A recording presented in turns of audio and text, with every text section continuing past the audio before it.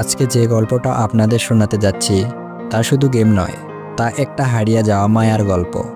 একজন ছেলেকে ভেঙে ফেলা এক সত্য গল্প। যাই হোক, মূল গল্পে যাওয়া যাক।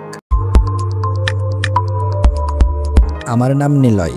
আমি সিলেটের এক অজপাড়া গাঁয়ে থাকি। গেম খেলাটা শুধু আমার শখ না, এটা আমার জীবন। বিশেষ করে ফ্রি ফায়ার।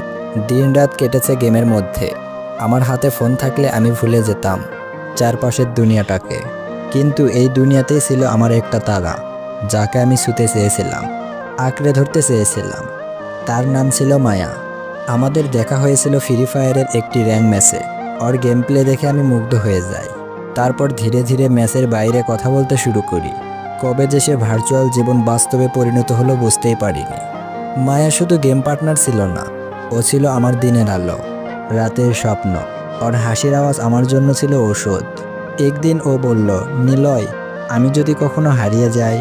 আমি হেসে বলেছিলাম, তাহলে আমি পুরো গেম ছেড়ে দেব। কিন্তু কে জানতো সেই কথা একদিন সত্য হবে। কিছুদিন পর রাতে খুব কষ্ট করে একটি গেমে জিতলাম আমি আর মায়া। মায়ের সাথে আরেকটি ম্যাচ খেলতে চাইলাম, কিন্তু হঠাৎ মায়া অনলাইন থেকে হারিয়ে যায়। 1 ঘন্টা 2 ঘন্টা সারা রাত অপেক্ষা করলাম, ওর ফোনও বন্ধ।